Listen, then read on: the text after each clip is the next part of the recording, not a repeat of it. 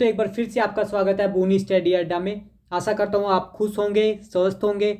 और चर्चा करने वाले हैं सुप्रीम कोर्ट के ऐसे धमाकेदार फैसले की जिसने सभी पार्टियों के लिए टेंशन बढ़ा दी है, क्योंकि सुप्रीम कोर्ट ने गुप्त दान पर रोक लगा दी है। इसके चलते चाहे सत्ताधारी पार्टी हो चाहे विपक्षी पार्टियां हो, उनके लिए ये बहुत बड़े संकट का समय है, क्योंकि विपक्ष के पास तो वैसे ही पैसे नहीं है, क्योंकि उनके फंड्स बहुत कम है तुलना में सत्ताधारी पार्टी के।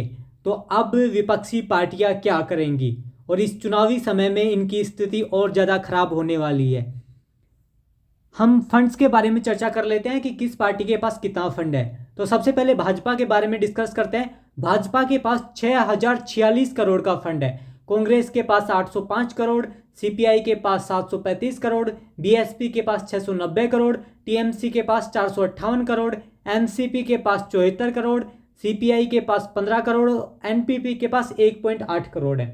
अब इस धन का प्रयोग इलेक्शंस में प्रचार प्रसार के अलावा सरकारें गिराने और बनाने के लिए भी किया जाता है। काफ़ी हद तक विपक्ष ये आरोप लगाता रहता है कि बीजेपी के द्वारा उनकी सरकारें गिराई जाती हैं। चाहे अभी चंडीगढ़ के मेयर इलेक्शंस के बारे में आप सुन सकते हैं, वो चर्चा का विषय बना हुआ है।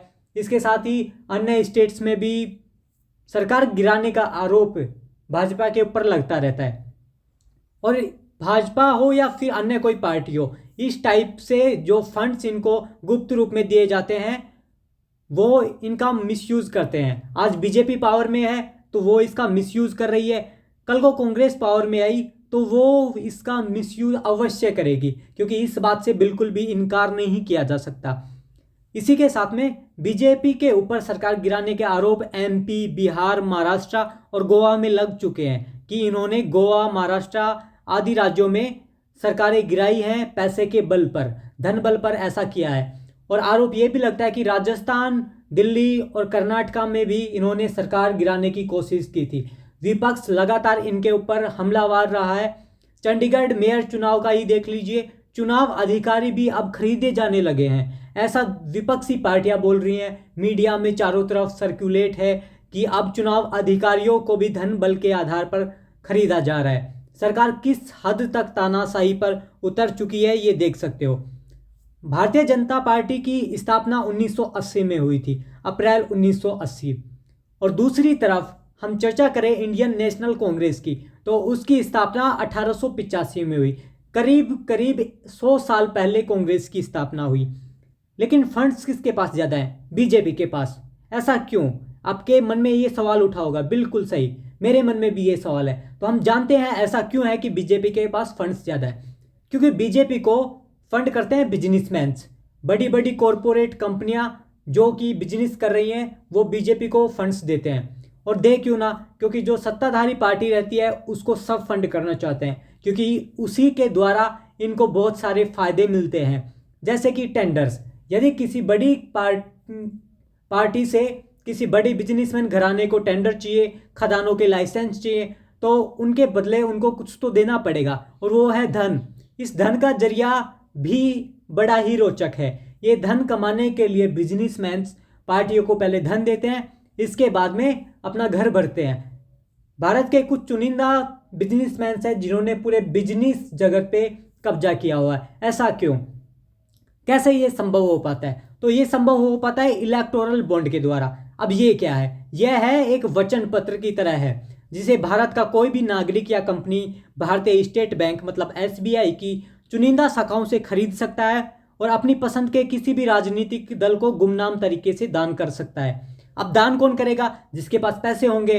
तो पैसे किन के पास हैं? बिजनेसमैन के पास। तो बिजनेसमैन एसबीआई जाएंगे और एसबीआई बैंक में जाकर वो पैसे के बल पर या पैसे चुकाएंगे और इलेक्टोरल बॉन्ड खरीद लेंगे। और खरीदने के बाद में जो पार्टी उनको फायदा पहुंचाने वाली है उस पार्टी को वो फंड दे देंगे, वो भी गुप्त तरीके से। और इसके लिए बस एक सिंपल प्रोसेस है कि आपका बैंक खाता हो और केवाईसी की जानकारियां उपलब्ध हो। इन दो आवश्यकताओं को पूरा करते ही आप ऐसा कर सकते हैं। इस पर सुप्रीम कोर्ट का फैसला आया है कि इलेक्टोरल बॉन्ड है वो असंवैधानिक है। ठीक है, तो इलेक्टोरल बॉन्ड पर असंवैधानिक होने का जो सुप्रीम कोर्ट का फैसला है वो धमाकेदार है। चुनावी बॉन्ड की बिक्री पर सुप्रीम कोर्ट ने रोक लगा दी है कि चुनावी बॉन्ड की बिक्री अब नहीं की जाएगी। एसबीआई को भी निर्देश दिए हैं। सुप्रीम कोर्ट में सीजेआई की नेतृत्व वाली सुप्रीम कोर्ट की 5 जजों की संविधान पीठ ने इस संबंध में फैसला सुनाया है कि अब ऐसा नहीं होगा। स्टेट बैंक ऑफ इंडिया मतलब एसबीआई को 2019 से अब तक के चुनावी बॉन्ड से जुड़ी जानकारी देने को कहा है। इस खबर ने बिजनेसमैन के साथ में पॉलिटिशियंस की भी दिक्कत बढ़ा दी है, क्योंकि जिन पॉलिटिशियंस ने बीजेपी को फंड किया है अब उनके नाम सामने आने वाले हैं। और ये जो फैसला है सुप्रीम कोर्ट का पॉलिटिशियंस के गले की फांस भी बनता जा रहा है। इस पर आपकी क्या राय है जरूर बताइए। कमेंट सेक्शन आपके लिए खुला है। आपके जो भी विचार है आमंत्रित हैं। वीडियो को लाइक कर दीजिए, शेयर कर दीजिए और चैनल को सब्सक्राइब कर दीजिए ताकि आगे आने वाले वीडियोज आपको मिल पाए। इसी के साथ में बहुत बहुत धन्यवाद।